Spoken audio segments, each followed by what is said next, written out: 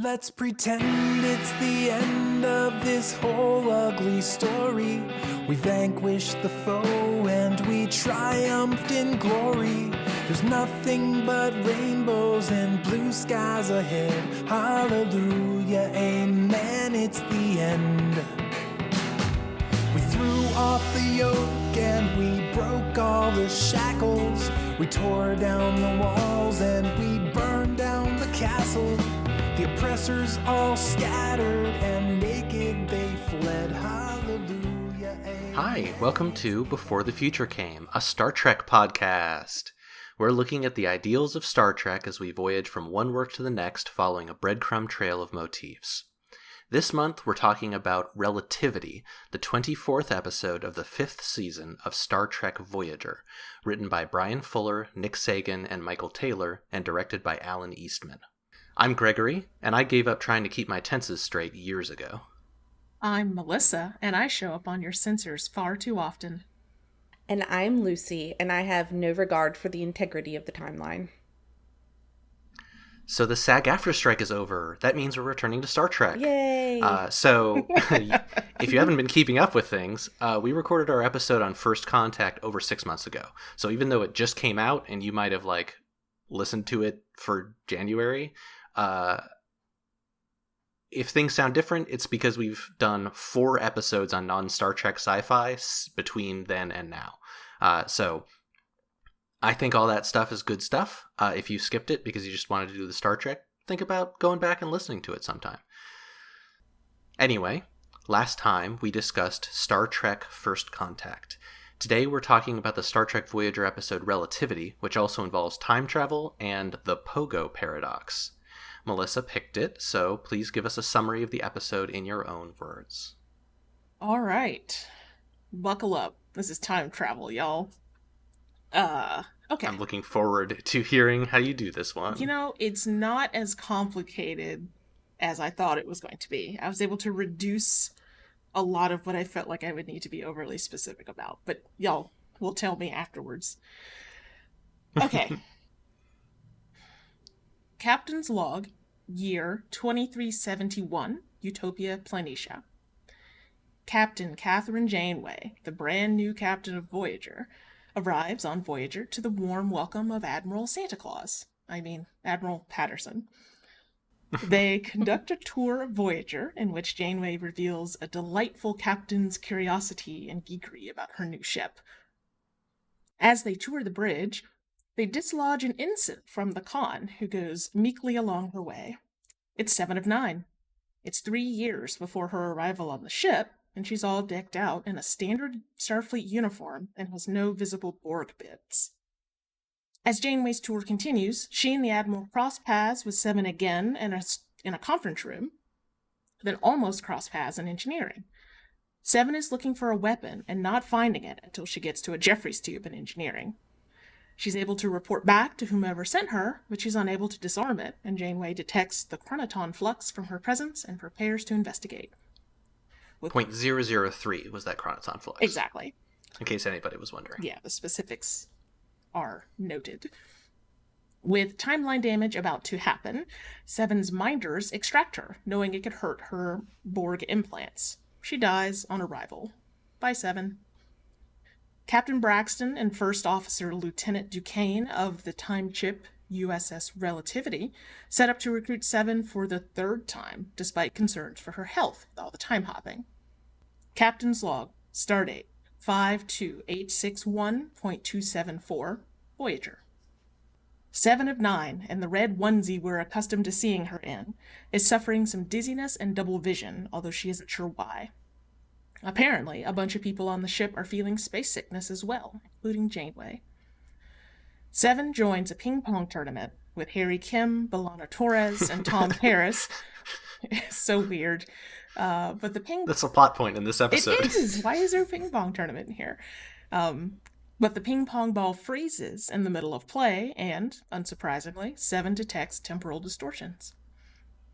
Very shortly, after that, time is now different in different parts of the ship, and the ship is being torn apart by the stress. We learn that 7's ocular implant can detect distortions in time-space, which we have learned maybe even in First Contact, definitely in Picard. As the ship continues to fall... Yeah, Borg do time shit. Yeah, Borg do time shit, apparently. That's how they roll. As the ship continues to fall apart, Janeway calls for abandoning the ship. 2 time ship goons recruit Seven via peaceful kidnapping. Voyager explodes. Okay. I mean, they did just kind of roll up on her and be like, hey. She's like... Yeah, she just lets them put a device on her arm. Just like, straight up like, oh, weird intruders. Yeah, put that pin on my shoulder. Yep.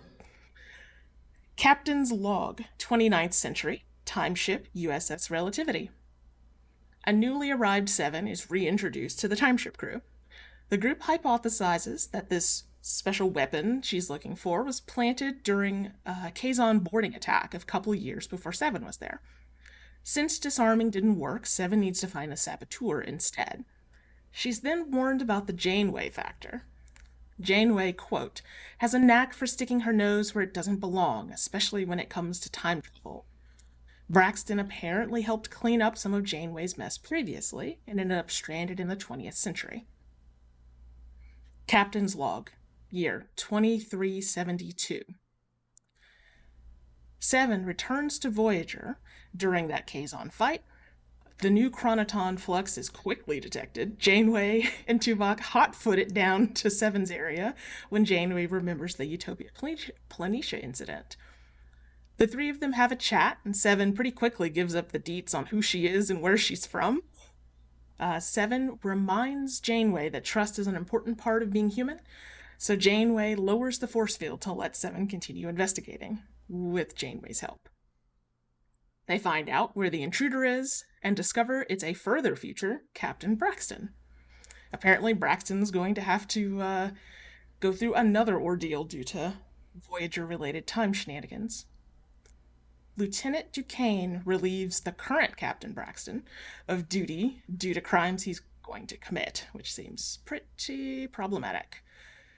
Yeah, they haven't figured out pre-crime. They're all acting like, oh no, we've never learned that someone is going to commit a crime in the future. Everyone seems to not know what to do about that situation. Right. Wild. Well, Right. I'm sure we'll get into it, but I don't think it's because they don't understand about pre-crimes. I think it's because, in an earlier scene, he says, I trust him the same way you trust your captain. So I think Duquesne is genuinely thrown off by this person that he trusted.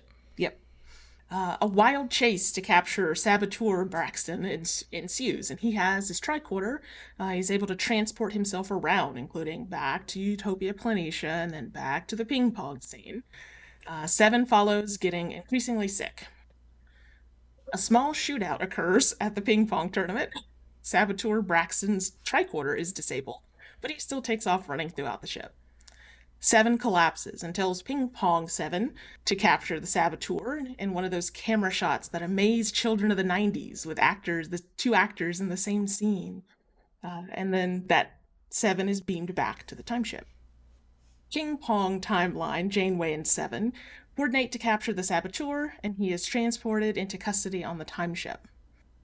Janeway is then brought to the timeship and drafted to clean up the timeline by capturing the saboteur the moment he appears on Voyager, thus undoing all the incursions and paradoxes that the Seven's hopping around caused. Janeway and Seven are allowed to keep their memories, which is apparently a point of debate. Duquesne cheekily tells them to avoid time travel, since Voyager shows up in their records far too often. That is Relativity. This was a fun one. Yeah. It reminded me of how Voyager just has too many characters. It really does. Like, Neelix shows up in the background as the referee of the ping pong tournament and in a brief visit by the doctor. Like, Harry Kim, I forgot existed until he showed up on screen briefly. Since we had this sort of overview of the episode in the order the episode happens, I did make y'all a little useful tool that you can check out. Ooh. I'm a teacher, so if you want to know the chronological order of events in the episode, I made a little graphic to demonstrate. Excellent. Yeah. See if I can- I will include this in the blog post. or I will include this in the show notes. Yeah, because I think what's important for me in thinking about it is there's really only 3 time periods that we're concerned about. So we're only concerned about 2371, which is when Voyager is at dry dock, 2372, the time of the Kazon attack, and 2375, which is Voyager's present. And then, of course, the USS Relativity hails from the 29th century. No specific date given. And it's also worth mentioning that Voyager is one of those very convenient shows where 2371 is first season, 72 is second season, and 75 is fifth season. So it's delightful because it made it easy to just figure out how to hop back and forth. So, and how to keep track of when 7 shows up, which is the beginning of 4th season. So anyway. Voyager's also happening at the same time as events on Deep Space Nine are happening because these 2 shows are running concurrently. So for people who closely follow Star Trek timelines, there'll be like events happening on Deep Space Nine at these same star dates. Yep. So we've each brought a topic for discussion, and mine is trust. My sort of initial starting place with this theme is the moment when Seven is caught on Voyager with the force fields that keep her in place by Janeway and Tuvok. And she has to persuade Janeway to trust her, even though this is happening 2 years before 7 of 9 shows up on the Voyager. So this is before Janeway has met her, although Janeway, with her amazing memory, does remember meeting in the ensign when the ship was at air dock. So she does remember that sort of suspicious, I think, situation from earlier. And what Seven says to persuade, because Janeway is very suspicious, maybe rightfully so. With all she scans a person. They're clearly a Borg. Yeah. And also don't look like a Borg. And they're in the middle of a Kazon attack as well. And if you remember the events of all of the Kazon activity, like other people that Janeway had known and trusted previously had gone over and worked with the Kazon. There's the whole Seska incident. So there's plastic surgeries involved, like people who've gone in disguise. So there's a lot, I think, of lack of trust, reasons why Janeway would be suspicious, and I think very rightfully would be suspicious. But what Seven says, this is the quote, she says, "Captain, when you take me from the Borg, you are going to tell me that part of being human is learning to trust. Trust me now." And I really think, when I first heard the scene, I thought, well, Seven's rhetorical strategy here is not for Janeway to trust her, Seven. She's really trying to encourage Janeway to trust herself, right? Because she uses, that's an appeal to ethos, Janeway's own ethos she's using to try and persuade Janeway to trust her by thinking, oh, well, that is something I will have said. I will have been said. So my first reaction to that scene was sort of cynical, maybe. That it was this rhetorical strategy, sort of ethos-oriented, an understanding of Janeway that was encouraging that trust. And how is that, like, how did that bug you? Well, because it didn't seem, that doesn't seem to me like a real interpersonal moment, right? Like, it seems like, Seven is trying to leverage what she knows to come up with a way to get Janeway to trust her. And it's not that there is, really implicit trust. But I act like that was my first starting place with the scene. And I guess I will also add that one of the things that I like the most about Voyager is actually the Seven and Janeway relationship. I didn't like Voyager for a lot of reasons early on in my watching of it. But when Seven came along, and it's not just because I lust after Jerry Ryan, although I do. She's a great character, and I really think that that Janeway's and Seven's relationship is fascinating. And so this moment seemed important to me, to their relationship. But I also kind of developed more, I guess, a more developed way of thinking about it the more I thought about it. Because I think that it's not just a rhetorical appeal that works in this case. I think that in that moment, Janeway really does trust Seven. You know, they really do meet eyes, and I think Janeway's evaluating, and she turns to Tuvok, and he's like, well, it's not illogical. You know, he's not dismissing what she has to say. And it just so happened, please bear with me with this, but I just so happened that right before I watched this episode, I watched an episode of a little anime I'm watching called Hunter x Hunter. And there's an actual little dialogue between two characters about trust. The protagonist of Hunter x Hunter says to this other, I'll say, extremely suspicious character, who says, "Why did you trust me?" The suspicious character is like, what is up? Because this person is an enemy of the protagonist. And the protagonist says, you swore you weren't lying. And this enemy says, liars make promises all the time. A promise is the one thing you should never trust. And the protagonist, whose name is Gon, said, you were lying? And then he's like, no, I wasn't lying. But that was a really interesting interchange too about trust, because you really, I think what Hunter x Hunter is saying is that trusting people isn't a sign of weakness. Trusting people is a sign of strength. And Gon, in that scene in Hunter x Hunter, goes on to say, actually, if you were lying to me, that would be, great, because then I wouldn't have to show you any mercy. But he does trust him. He says, yeah, you said you weren't lying. I'm going to believe that you weren't. And I thought it made me think a little differently about this scene with Janeway and Seven too, because I think it's not just a cleverness on Seven's part. Although I do believe that Seven is clever, I think it is Janeway is powerful and does trust herself and chooses in that moment to trust Seven.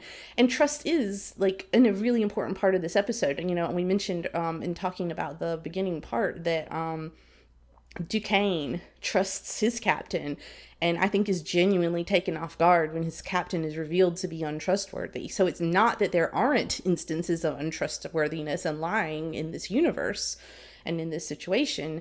It's that that's not what's happening between Janeway and Seven. And I'm actually extremely curious to know what y'all thought about that too, and what the nature of their trust is, and what y'all think about the way their relationship is being represented in that moment. Yeah, I mean, Janeway and Seven's relationship is sometimes called maternal, in the sense of Janeway is teaching how to live to Seven, how to exist as an individual. But there's also kind of a collegial relationship. They're both scientists of a sort. They're both relatively strong personalities, but are women. I guess all of the women on Voyager have strong personalities at this point, once Kes has left. But they're in this weird thing where they're... I liked Kes. Couldn't stand her. Yeah. We'll see how I feel about her now. It's been a few years since I last watched Voyager.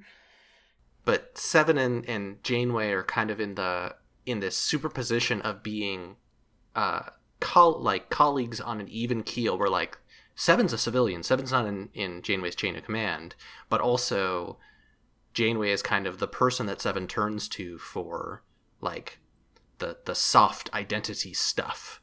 She turns to the doctor for kind of physical body stuff, and Janeway for mind stuff. And so that trust kind of, their relationship is so close in so many ways that trust makes sense to me. Yeah, and something that struck me about this episode, and I'll go into this a little more, I think, in my section, but like, we are seeing snapshots of old Janeway. We're seeing snapshots of Janeway before the Voyager is mired in a war, before it is like drugged down. Like, my mental image of mid Voyager Janeway is of just a very beleaguered captain being sawed down, right? So we're looking here at a second season Janeway in this particular instance where this conversation happens. And if you've not watched Star Trek Voyager, all of the series of Voyager, they are trying to make their way home after being sent like into the depths of space. Right. So like it's a 7-year journey where they like have no support from Starfleet, nothing like that, and Janeway is essentially the leader of all Starfleet people in the Delta Quadrant for a long, long time. Right, and when the ship is tossed out, it is, at that point, with the technology they have, it's supposed to take 70 or 75 years to get home. Yeah. So the prospect that they're facing, even in season 2, is one of, they're looking for tricks, looking for ways to get around it. It's also worth noting that the Borg, who are the biggest enemy in Star Trek up to that point across the series, the various series, plural, is based in the Delta Quadrant. So there's sort of this looming threat that at some point they're going to have to go through Borg space if they haven't already. So we're looking at this second season Janeway, and it made me wonder if fifth season Janeway had that same conversation, would she trust herself? Would she trust her future self anymore? Which I have several questions about whether the writers know how the show is going to end at this point. But like, because her future self shows up right at the end of the series. I wonder if season 5 Janeway would trust her future self the same way, how this conversation would go. And I'm not sure. It's probably been 6 or 7 years since I've done a full rewatch of Voyager, which makes for an interesting dilemma with this podcast structure, I think. But I think their relationship is at least one where, this version of Janeway is hopeful and optimistic, which allows her to be open in a way that I think the character will struggle with later. But, I mean, obviously she does open her heart to to Seven eventually. Yeah. Well, and I think, in many ways, what both of you have said sort of give additional credence that it's really not Janeway trusting herself, it's Janeway trusting Seven, despite the fact that that Janeway doesn't know that Seven, right? That is, that is not a Janeway who has knowledge of the future. But she chooses to trust her anyway. And she's reciprocating Seven's trust in a way, right? Like, Seven trusts Janeway to trust Seven. And that is so clear coming from Seven. Seven is so sure that that's going to happen that causes Janeway to trust Seven in return. Oh, I think that's a really good point, because in that scene, we're also Seven can't hear it, but we're hearing the crew on the USS Relativity saying, "Oh, don't say anything, Seven. Don't tell any, don't mess up the timeline." And she does say more. She keeps some things to herself, but she does say more than they think she should. So that definitely supports, that idea that Seven is choosing to trust Janeway, which makes sense for Seven. Right, especially because Starfleet already has nascent protocols for handling time travel. They already have, they don't necessarily have directives 1 through 10, but Temporal Prime Directive is in place at this time. Yep. So Janeway knows exactly what Seven should or should not be saying, give or take, and Seven just opens right up pretty quickly. Like, there's only one round of additional asking before she opens up. neither Seven nor Janeway are particularly protective of the timeline. And, Yeah. you know, I really did. I considered having a topic later to talk about the issue of misogyny rearing its head once again, but I elected not to. But I did just want to kind of add here that I was pretty I felt pretty annoyed at the late Lieutenant, Joe Carey, in his moment with Seven, where he's like, "Oh, we're gonna talk about that the sexual harassment that happens at Utopia Planitia." Yeah, I mean his threat, I guess, and I found it super annoying, and then even I think it kind of paints Tom Paris's interactions with Seven in a certain negative light too. But it is nice the way the episode does balance those kind of moments with this really strong trust and relationship between Janeway and Seven that sort of serves to push some of that to the sidelines in a way that I don't know, Star Trek doesn't always successfully do. I think it is pretty utopian, I think, in that regard. Yeah. And interestingly, this makes me think about something that struck me about the show is how confident Janeway is in her understanding of her ship. And that kind of she's able to rattle off facts. Yeah. She's able to rattle off facts early on, and then she's like, "Oh, I recognize this reading. I know it's unusual. I remember exactly where I heard about it before." Right. And, you know, Voyager is a show in a cultural context. It's very mired in an era in which people would joke, women can't drive, so of course she got lost in the Delta Quadrant, right? Like, this sort of cultural misogyny around this. And her confidence, and like you mentioned, like, the very strong personalities of all the women on the show, just kind of sets a scene of like, yeah, that's not what we're going to mess with here. We're not going to have her have imposter syndrome about how her ship works. She's going to be questioning the things any other captain questions, like, should I have had this conflict that has now put my ship in long-term danger, right? Like the big stuff.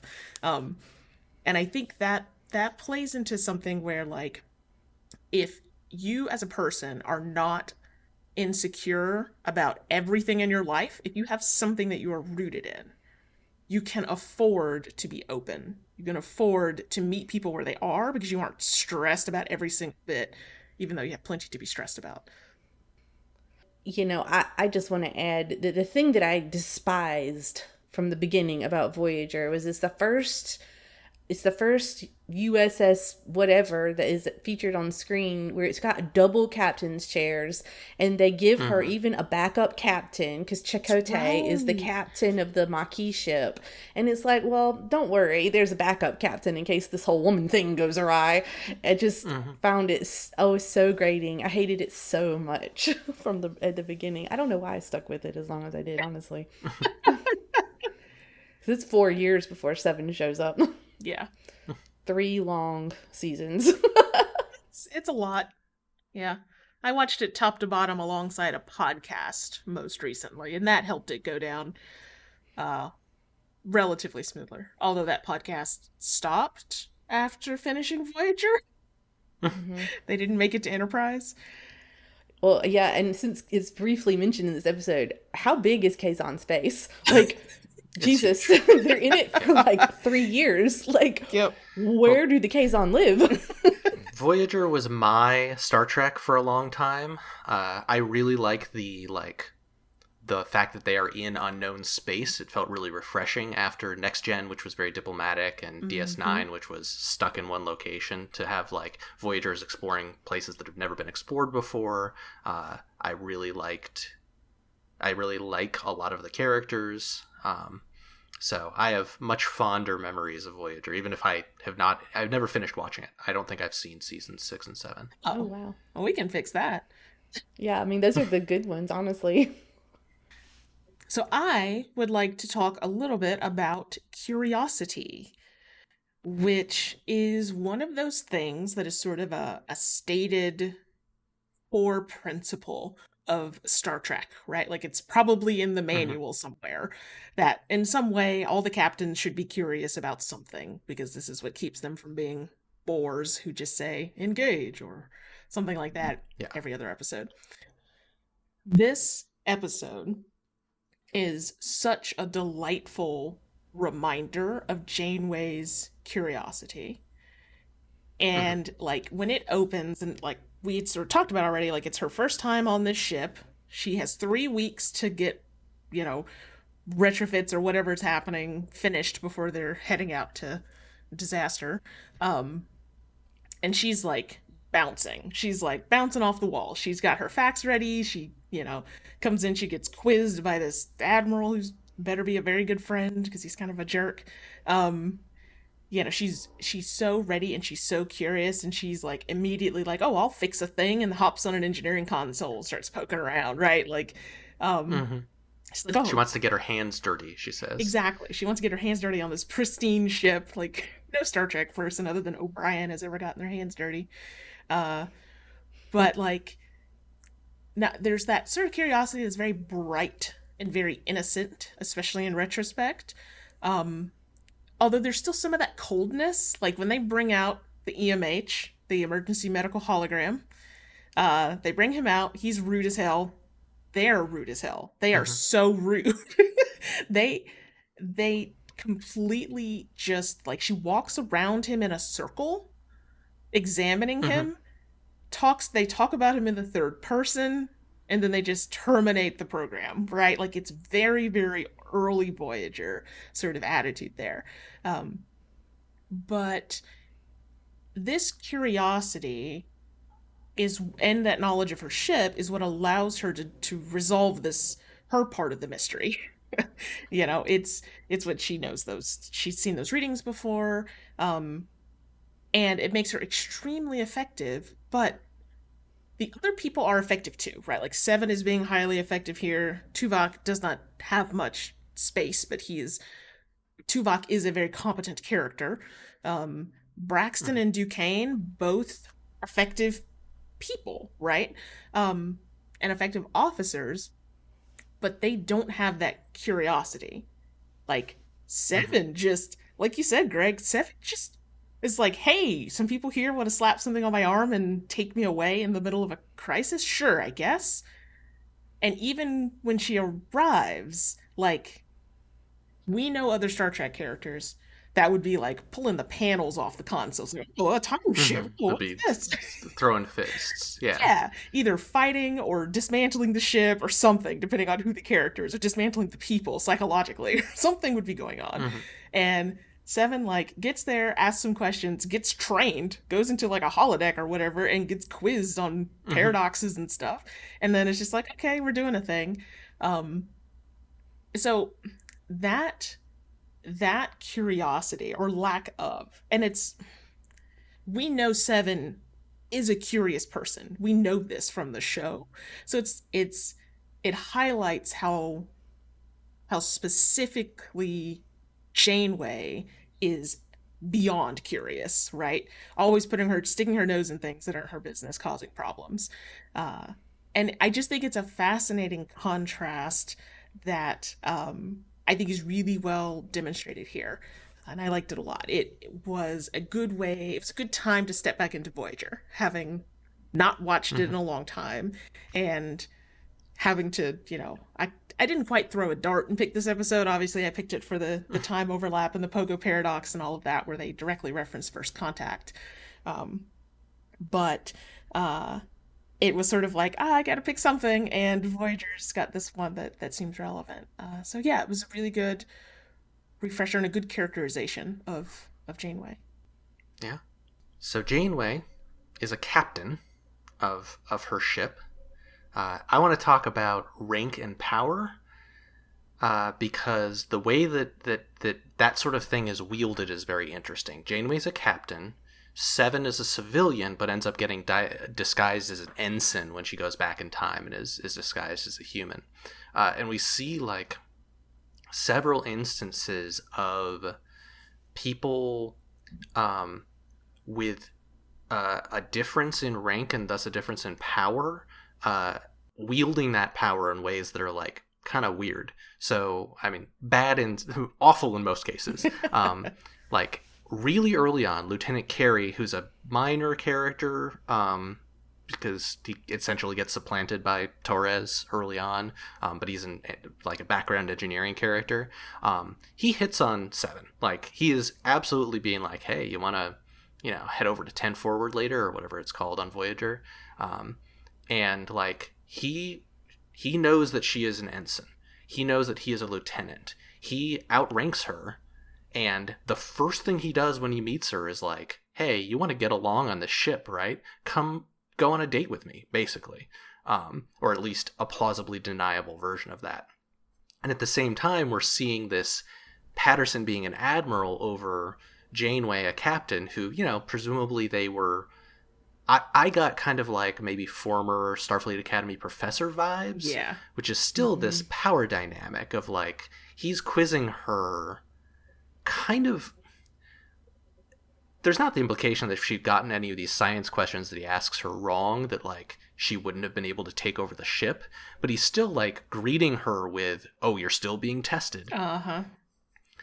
And then we get later on, the relationship between Captain Braxton and Lieutenant Duquesne, which is that same kind of gap between the two of them. And Duquesne and Braxton kind of have this back and forth tension a little bit even before Duquesne knows that Braxton is the villain. They do this thing where Duquesne doesn't want to risk Seven's life when Braxton does. Yes. Sounds right. And Braxton's just willing for Seven to die. Like, Seven dies and Braxton just says, recruit her again. Yep, we'll have to recruit her again. And it's a silly cliffhanger. It's like just before a commercial break she dies, and then just after the commercial break he's like, oh well, we'll get another one.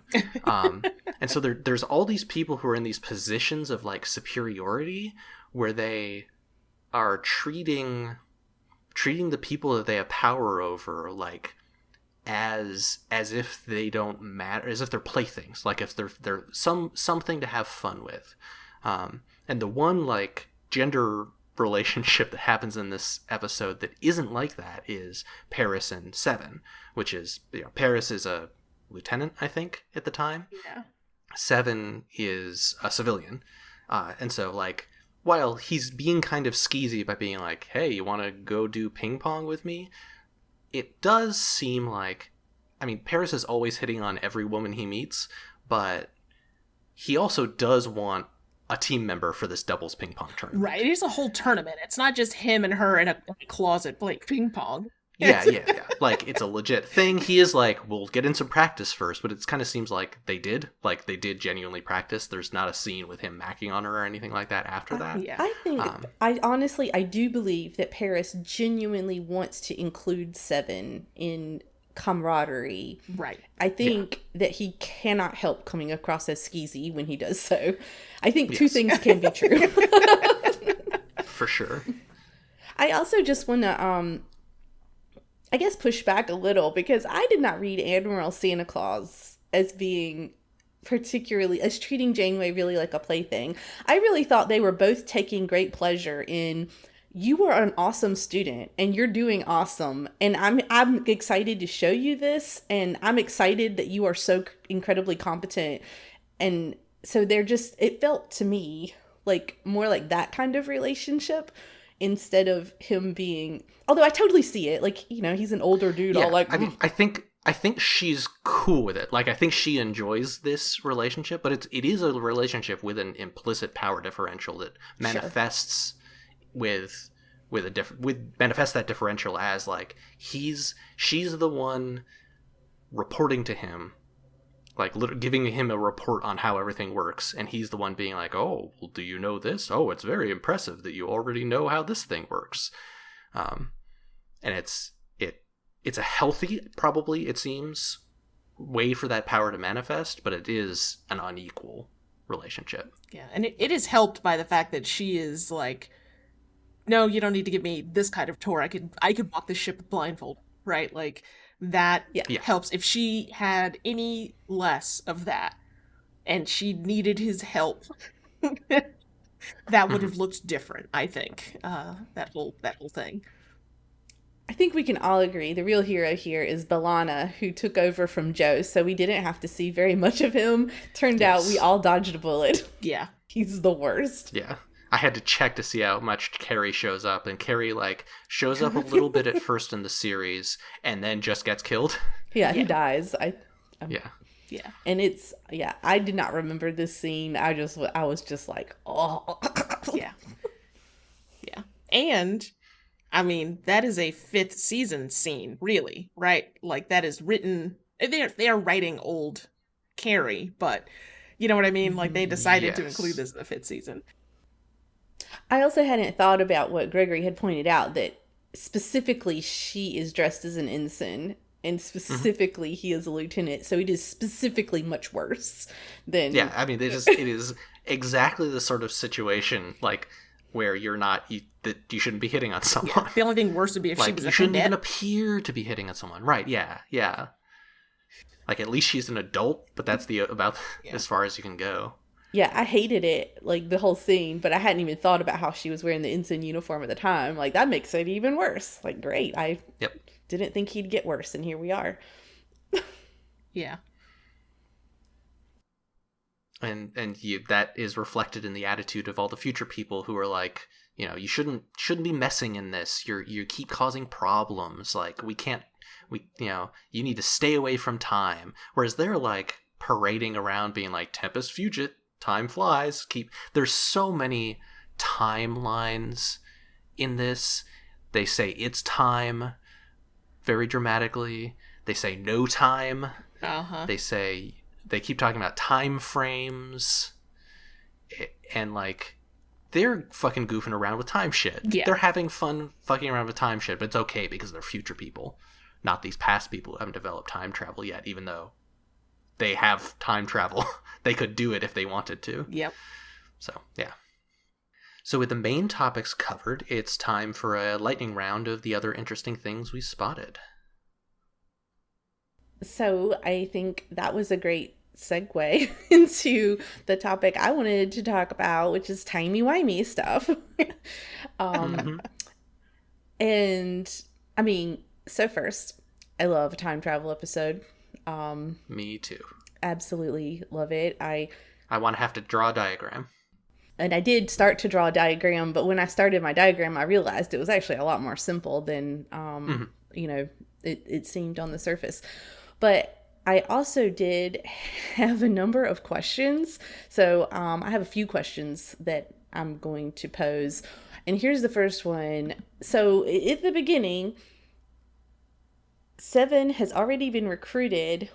And they said she'd already jumped, 2 or 3 times? And she could only jump 4 times, right? Yeah, I think it's that they can only... Yeah, I think that any versions of you that jump, that are sent through time without being reintegrated into your original, which apparently that's just a thing they can do. They can just reintegrate 2 versions of you. Yeah. The more copies of you there exist that haven't been reintegrated, the more problems all of your versions experience. Right. So how many, can they just recruit her forever? Like, how many? That was the implication was that they could accept that the more they do so, the more she degrades. Yeah. So that, I don't know. It was confusing because they said something about the number of jumps, that one version of her, but then they're like, let's recruit her again. I mean, and we don't know. Maybe she had been recruited multiple times before then, right? Like, I think she had. They had. Yeah, so that, yeah. Yeah, that was their 3rd time recruiting her. So that is when they mentioned the 4th jump. And so when she comes in and they have that discussion again, I read that scene as them lying, it being her 4th recruitment, and her, with her, like, the part of the reason she didn't ask any more questions is that she read that they're lying. and that they were deceiving her to like keep. she could tell. Yeah, that's how I read it originally. Yeah. And because she had already gotten sick, they had just showed the scene where she was having the sensory aphasia, and so I was like, oh, well, clearly this is her fourth time jump. So I was also confused by that, and then later, it seemed much clearer that one of those jumps was her fourth jump. But she definitely does more than 4 jumps. I don't think it's every time that they travel through time. I think the deal is that, like, when they have to do, like, an emergency jump, or, like, when they're, like, if it's unplanned, or maybe also the initial recruitment, that counts somehow as, like, disrupting the timeline. But if they can... It's because, like, the problem that could kill Seven... The first time we see Seven die, which is presumably the third time they've killed Seven, it's because they have to transport her out quickly that that she dies, right? There's the implication of, like, can't we wait?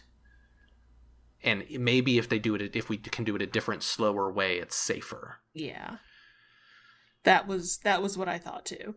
And then when all the rapid hops start happening, you know, they go back to Utopia Planitia, like, that Saboteur Braxton is already gone. Like, he is his brain is shredded cheese.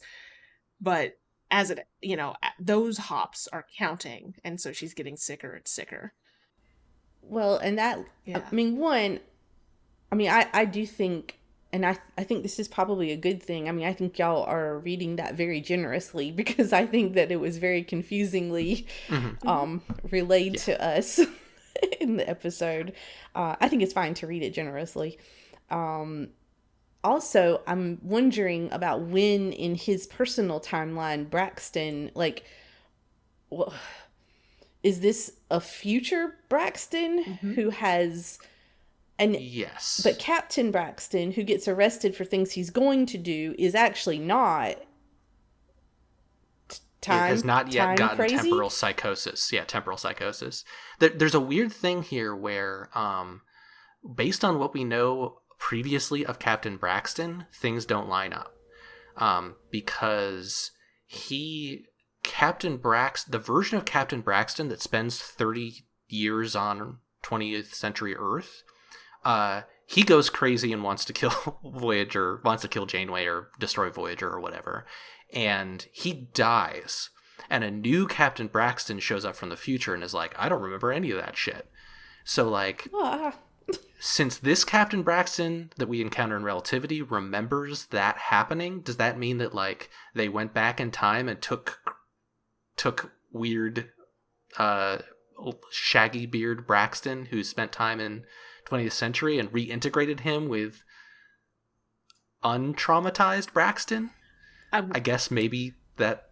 I don't know. It's weird. It just speaks to me. I mean, I guess one of the things, and I do have several more questions about this time travel stuff, but I guess one of the things that I could have took away from this is this seems like an incredibly problematic and corrupt organization, or yeah, they seem bad at their jobs. They seem bad generally. Like, wouldn't somebody who's going to do future crimes, that's a perfect opportunity for some restorative justice, yo. Like, you could literally do something like right now in the present.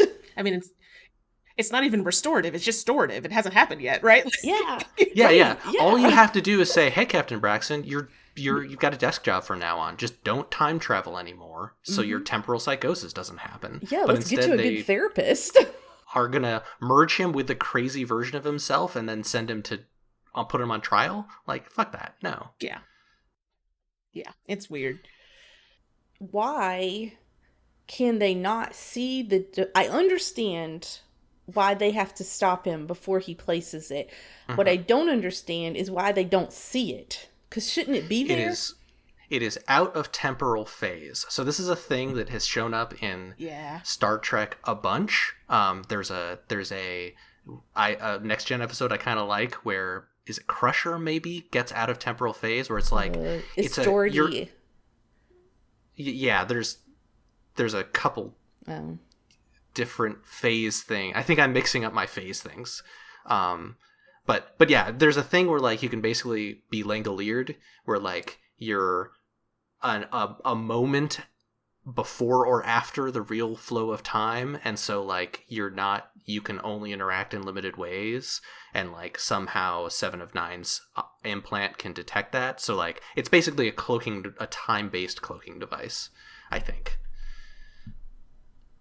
Right, but why can't she see it? Why can't Seven see it? Seven can see the bomb if it's there. She looks and she says it's not there, right? Remember? Right. But it's there when they're at dry dock. Okay, so we've got two situations going on. We've got a causal temporal sequence.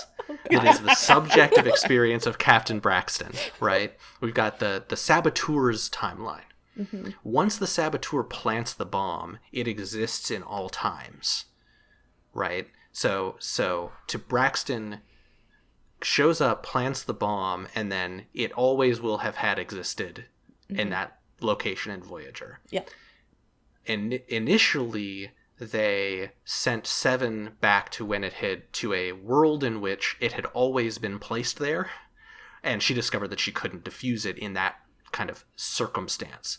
And so they jump her to earlier in the they're able to get information from that lets them put her in the saboteur's phenomenological timeline before the saboteur has placed the bomb.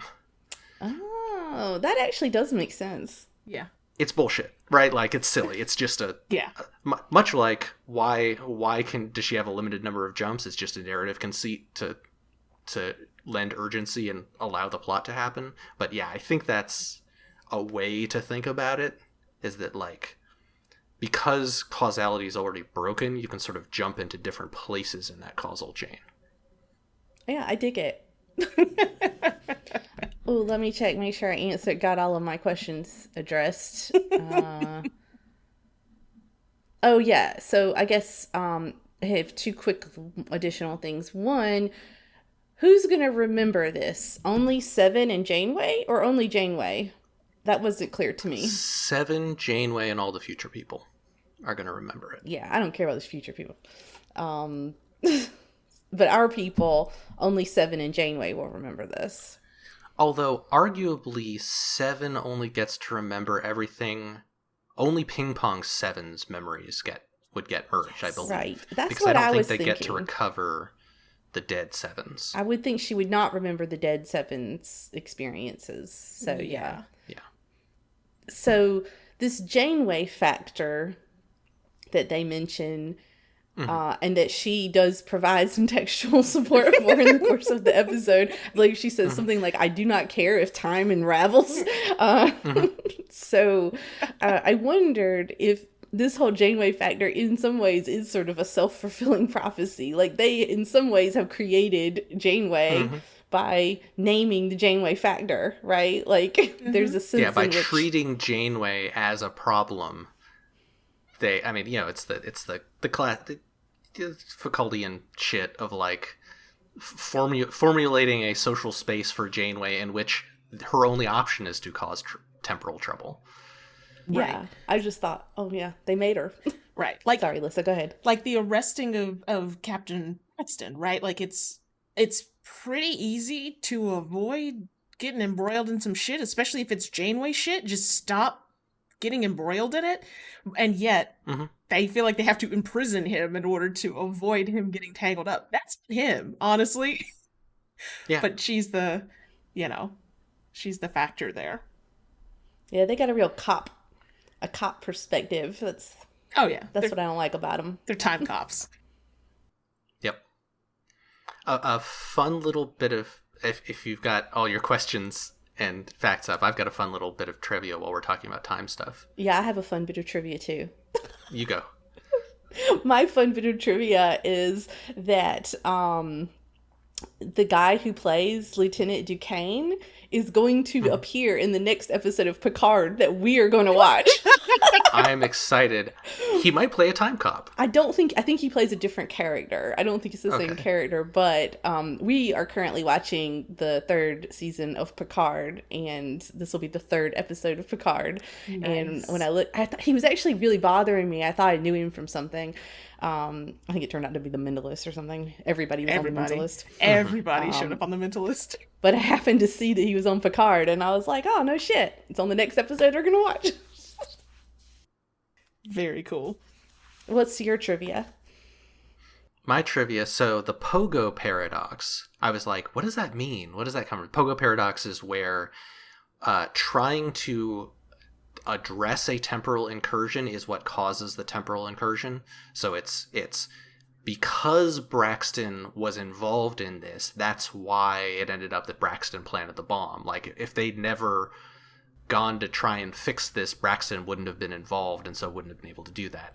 And there's a really good theory as to why they picked this name, which is that it's probably from the comic strip Pogo, which is a classic comic strip, and it's famous in part for an Earth Day poster that was done in the 70s that contains the invention of the phrase, "We have met the enemy and he is us." Oh. And so the Pogo Paradox is where you meet the enemy and find out he's us. And I think is it Braxton who says that? It's at least a time cop who talks about the Pogo Paradox. And then later it's revealed that it is in fact a time cop that is the enemy of the episode.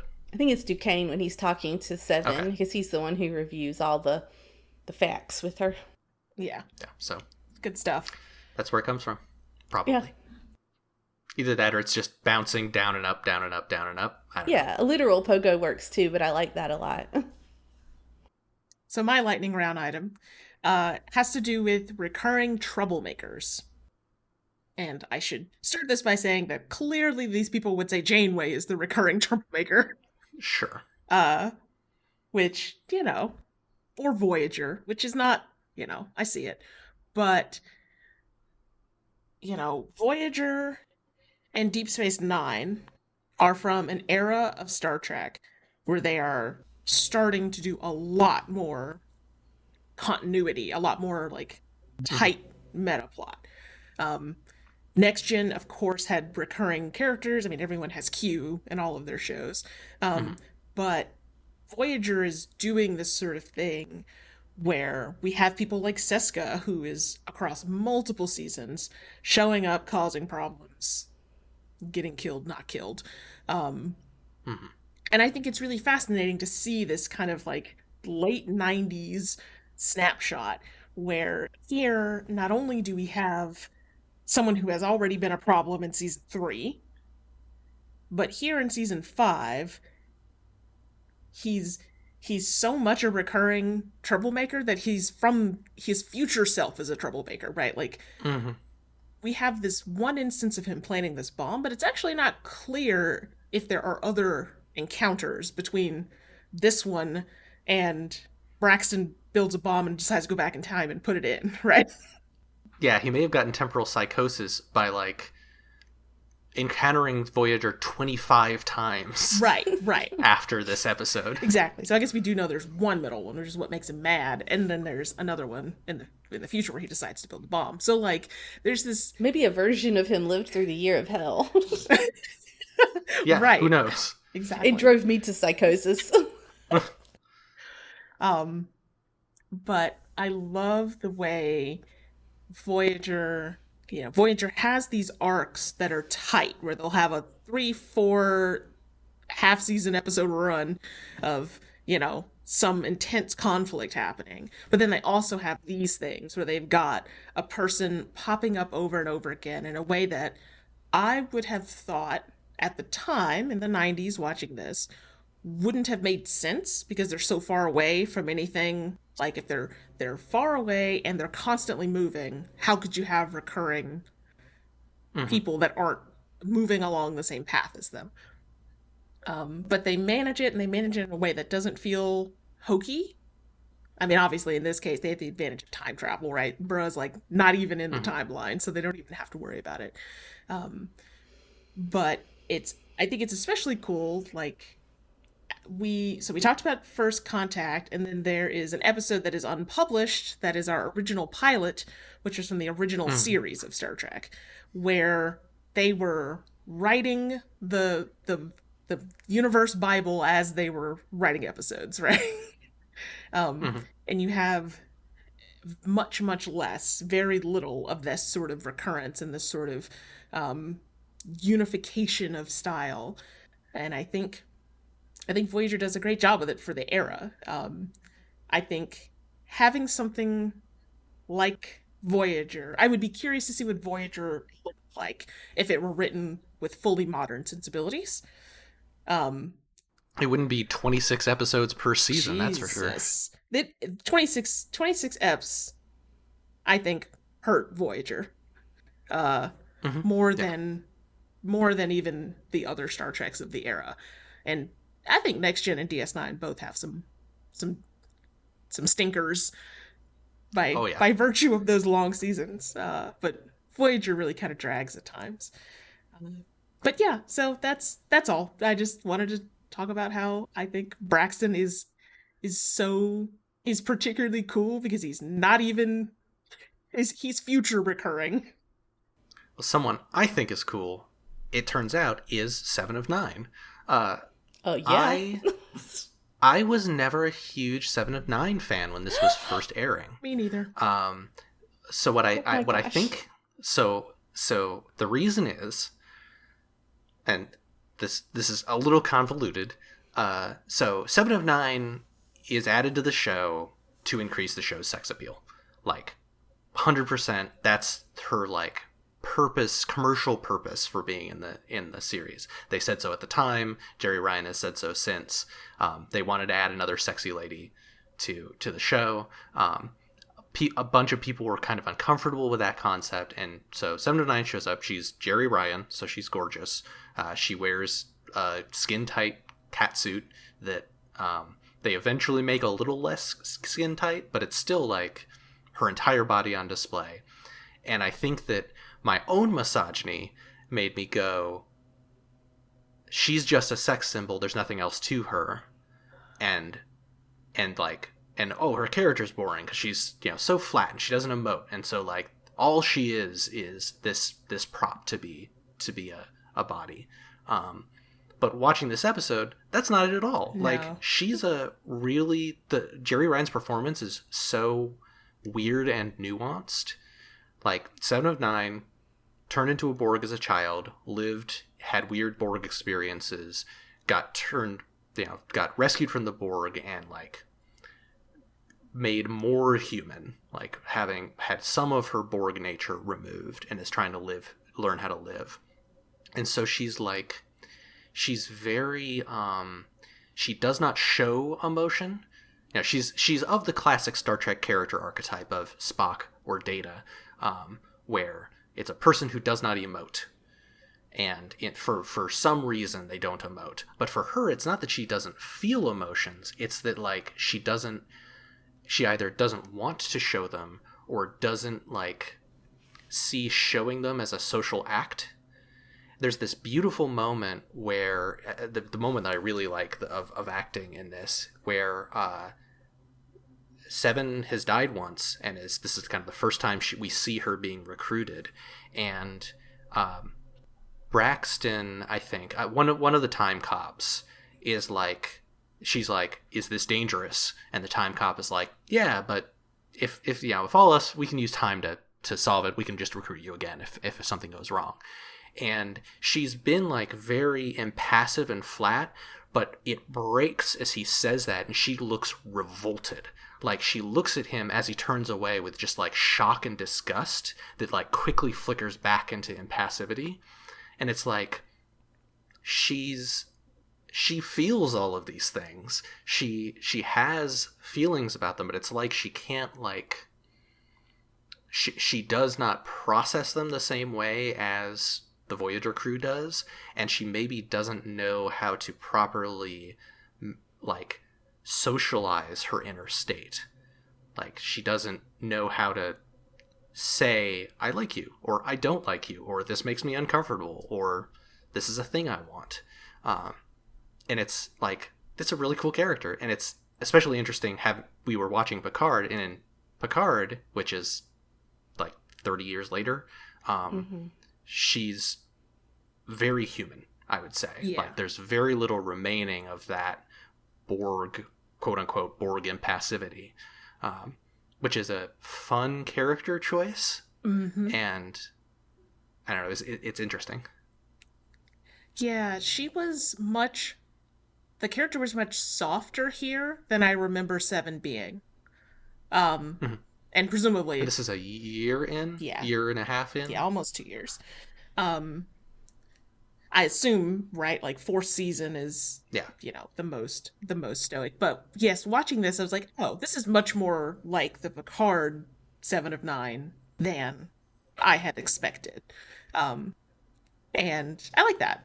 I think, as a teenager, my perception was that, yes, there was a sex appeal thing, which my own internalized misogyny was like, oh, this is annoying, this is unpleasant. And also that they were just wanting a femme Spock. They just wanted a femme version of one of those two characters to have on Voyager. An unemotional alien. Right.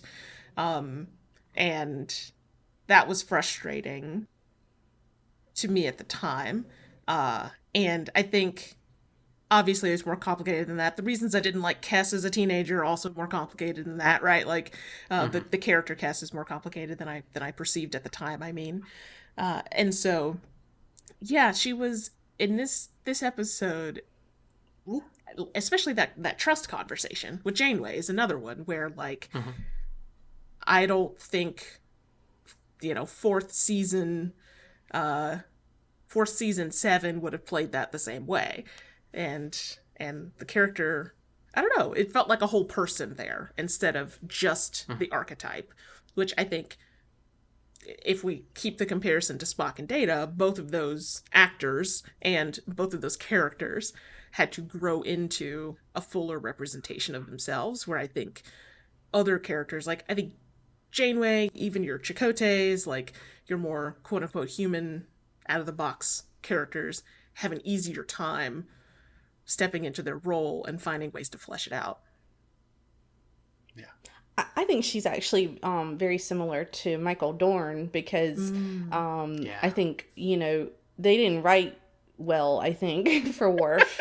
I think the reason we have so much good Worf stuff is because Michael Dorn inhabited the character, and made Worf a real full person. And I think, Jerry Ryan does the same for Seven. I think Seven is a complete person because Jerry Ryan is an excellent actor and brought a lot to the table.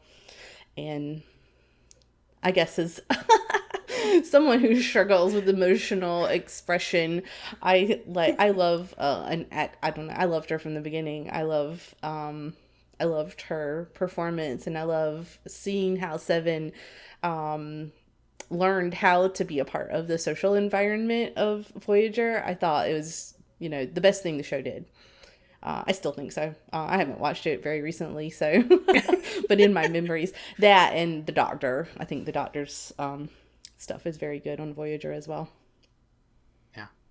One of the things that's so interesting to me about how her, like, match between social and emotional and, like, internal intellectual state, that clash that she's having with the Voyager crew, it's what one expects that sort of character to, like, be a Spock, to come from a culture which does not express themselves, but Seven's almost got the opposite problem, which is that, like, Seven is used to being in a state where all of her internal state, all of her feelings are immediately shared with everyone else to the point that she is not an individual. Right. And so she's coming to Voyager, and the problem isn't that she doesn't understand other people, although that is a problem. The problem is that they can't read her mind, and she's used to that.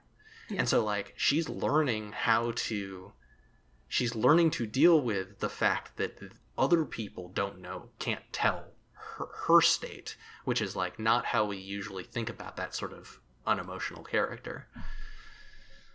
But I just realized something. What annoys me about the relationship conflict in Picard between Rafi and Seven, and it's that Rafi is dragging this unemotional shit forward to a Seven to whom it no longer applies. That is what it, like, I've been trying to put my finger on, like, okay, like, am I just mad that they're writing these two queer women fighting all the time? Like, what is not sitting right about this? And it's like, Rafi just picking fights. That's it. Okay. I just want to get that off my chest. I mean, I agree with you. I don't like Rafi's treatment of Seven often, but I don't know that it doesn't apply to Seven. I think, you can learn how to be, but I don't know that it means that it doesn't apply to her internal state necessarily. You know what I mean? But she's not demonstrating Voyager level of impassivity, and yet she's getting ragged on as if it were fourth season Voyager. And yeah, I mean, she does still definitely have a different affect, but like it seems unfair. Yeah, I mean, definitely 100%. So in addition to all that deep stuff, we're also all big Star Trek fans. So let's head to 10 forward and talk about the things that we're geeking about in this episode. I want to start with space sickness. It turns out that the space sickness is caused by the temporal distortions, but it is legit just space sickness. And they said space sickness, and my brain went, that's a fake. Why did you just say space sickness? You just put space in front of sickness. And then I'm like, oh no, space sickness, like being seasick. Mm-hmm. And like, just sometimes the movement of the ship makes you nauseous. And I was like, is this the first time this appears? And no. Space sickness shows up occasionally in all sorts of Star Trek. And like, one of the things that I love about Star Trek is when it is so banal and prosaic, like when you get the details of like, how do you get food? What do you do for fun on this spaceship? And Voyager especially like feels small. The ship of Voyager is a smaller ship than any of the ones, I think. I think the Enterprise from Enterprise is smaller, but like it's the smallest to date so far at the time when it was being created. And like it feels smaller, like the rooms feel a little smaller, the Jeffries tubes seem kind of cramped, and like the carpeting feels like the carpeting in an airplane, right? It's carpet, and so it's kind of homey, as opposed to like some of the more recent Star Trek has a bunch of like glass and metal on their floors, but this is just like plain old carpet, and it's homey, but also kind of like feels kind of cheap, like feels like the military designed a ship, and so they put some carpet down, but they didn't like really shell out for the fancy carpet. And the doctor just has like, I can treat space sickness, come on in, I'll give you a hypo spray, we'll deal with your nausea. I like that, like incredibly normal everyday problems that you would have on a ship. That stuff's fun to me. Yeah, that's very cool. And we got to see some neat EMT stuff. Yep.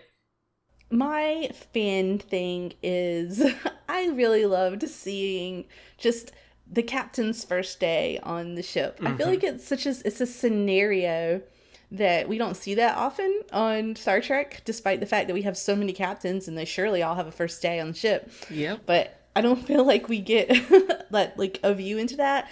Maybe we do on Enterprise. Yeah, we get to see Picard's, Sisko's, and Archer's, I think. Yeah. Yeah. Well, I guess not just first day on their ship, but first day as captain. Picard was definitely a captain before he was on the Enterprise. Oh, was this was Janeway just became a captain? I don't know. I had the impression this was sort of her first captain gig. I could be wrong. I didn't look it up, so if somebody wants to hop onto Memory Alpha. Yeah, because they mention the Captain or Admiral Santa Claus makes the remark of like, I hope all those pips haven't made all your knowledge fall out of your ears or whatever. Yeah. That seemed like a thing you would say to somebody who just got one, right? Who just got promoted. I didn't even think about that. And I know that like Picard had previously been. Archer's a little more complicated because he's like a pilot or an astronaut or something. It's Enterprise time. And also, if you want to just be fucking annoyed, go watch the first episode of Enterprise. It's real rough. Yeah, that's no good. But this was, and Lissa had already mentioned some of the great things about it, just with Janeway's just amazing curiosity and how she's memorized the floor plans and like she knows all of the Jeffries tubes. She knows where everything is. She remembers everyone she meets. Like that her memory of Ensign 7 is important because it means she's walking around, she's noting every person that she meets because this is her first day on this ship and that's important to her.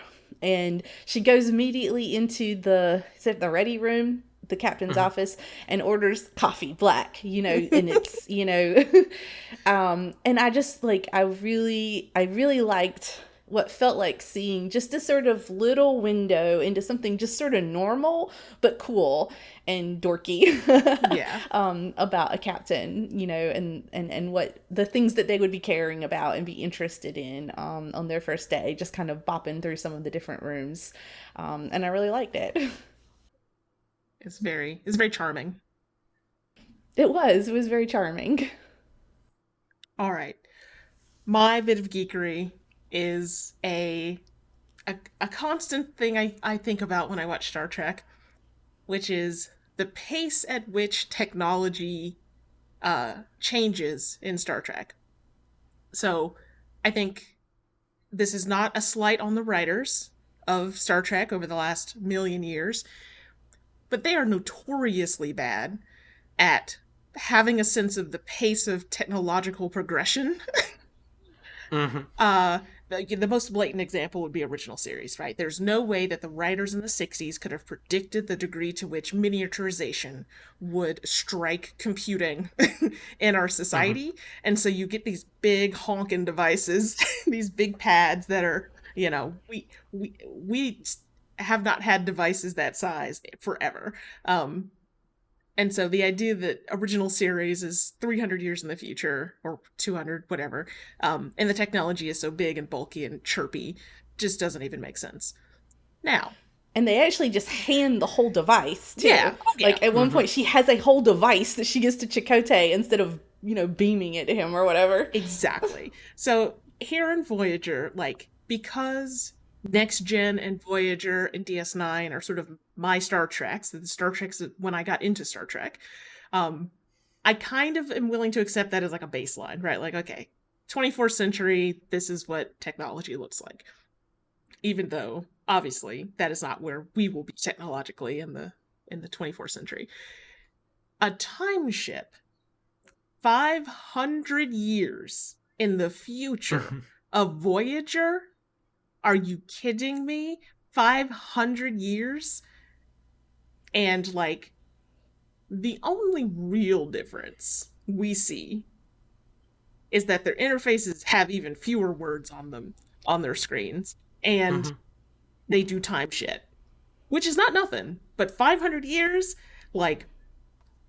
those interfaces, there shouldn't even be interfaces in front of people anymore, right? There should just be clips on people's head. It should all be AR or something, right? There should be something so efficient about user interfaces at that point that you probably don't even need your fingers to interact with them.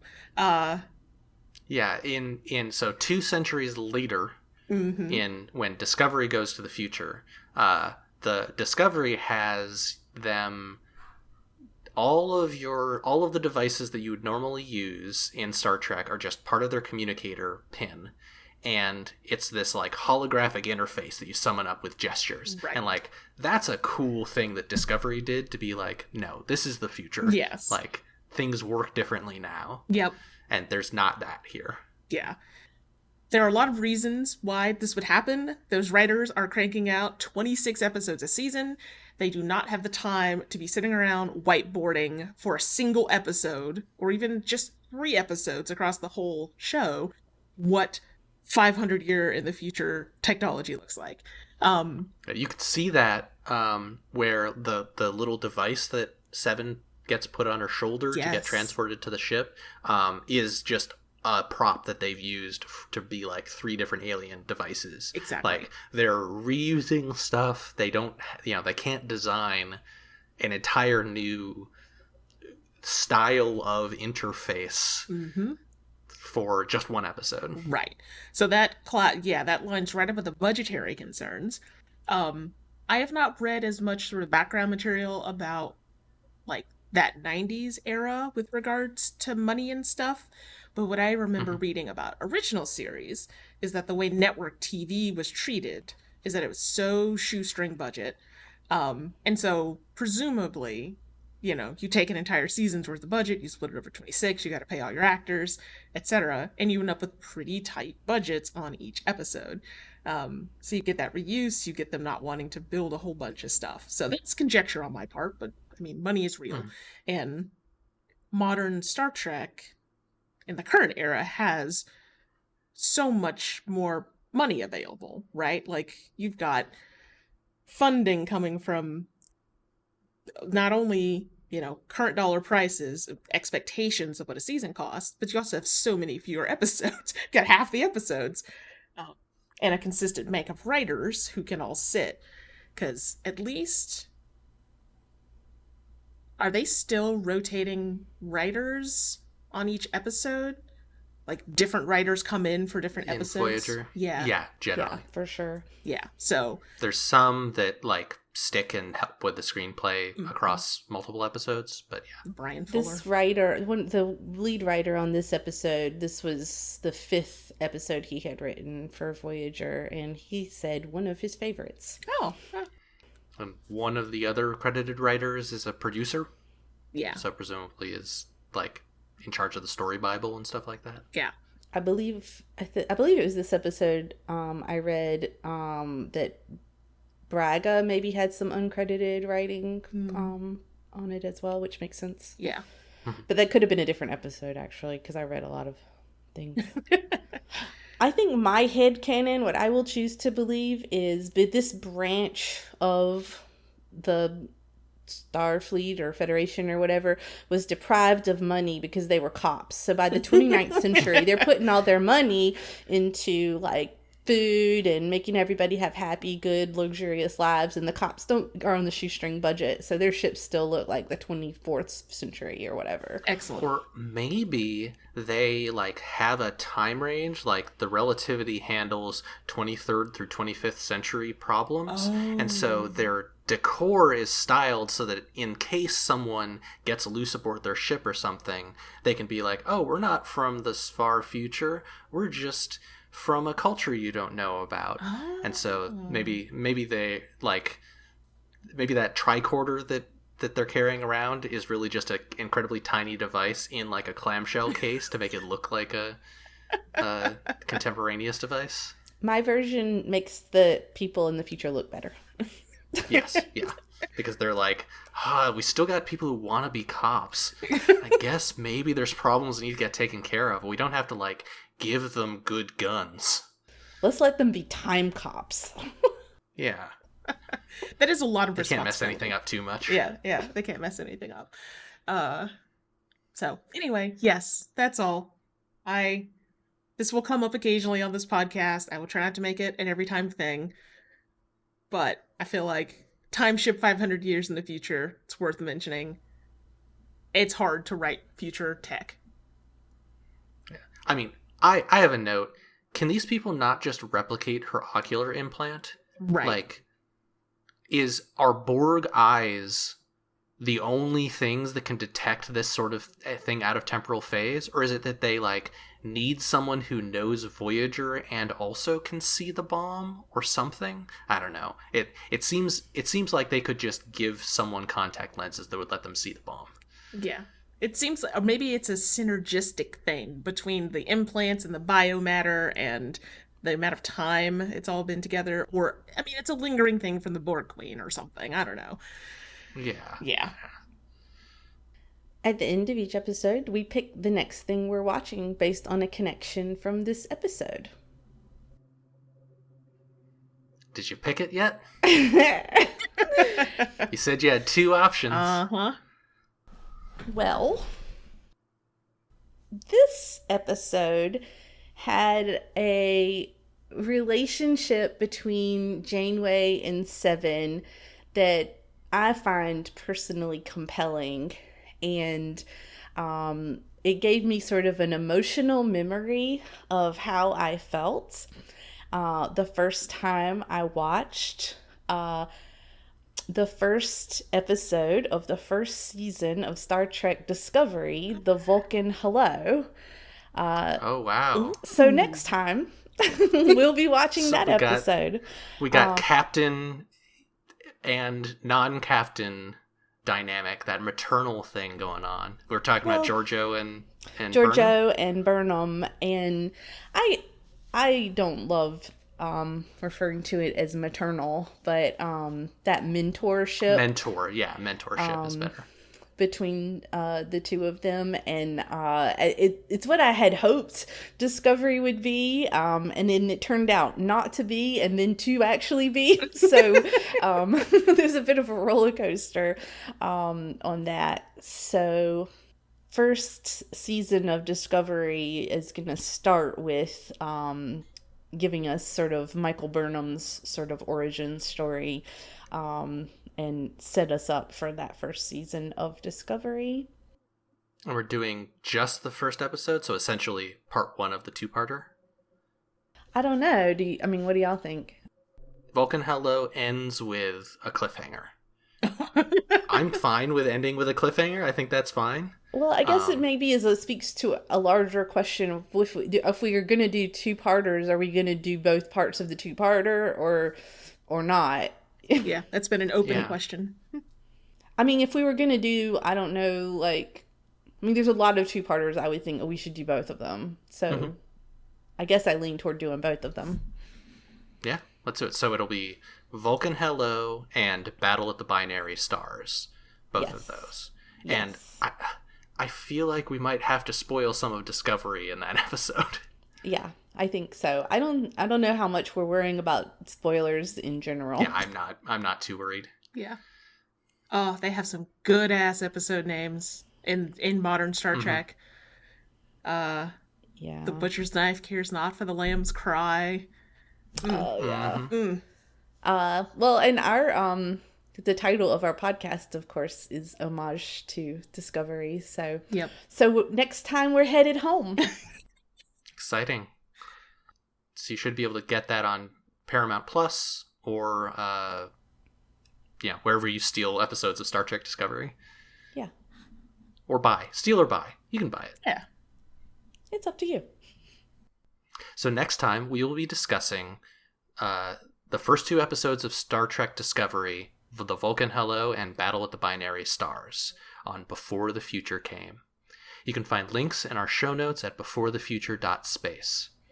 Please rate us 5 stars on Apple Podcasts or wherever you found the show. That super helps. Just 5-star reviews, please. And if you have any questions or comments or want to talk to us about anything, you can comment on our website for the show notes. Also, show notes have some pictures that might help show the stuff we're talking about in a visual medium, and so that's a good place to go. But you can comment there, or you can write us at onScreen@beforethefuture.space. We also have an open ask box on co-host at cohost.org/beforethefuturecame. I'm Lucy Arnold and sometimes blog at intertextualities.com. I'm Melissa Avery Weir, and I live at urson.net and on Mastodon at melissa@urson.life. And I'm Gregory Avery Weir, and you can find me at ludusnovus.net or on cohost at cohost.org/GAW. Our music is Let's Pretend by Josh Woodward, used under a Creative Commons Attribution 4.0 license.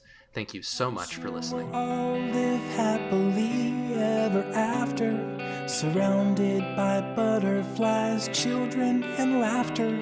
It's a fairy tale story, so let's just pretend. Hallelujah, amen, it's the end. Happily ever after the end. Mm-hmm. Mm-hmm. Uh-huh.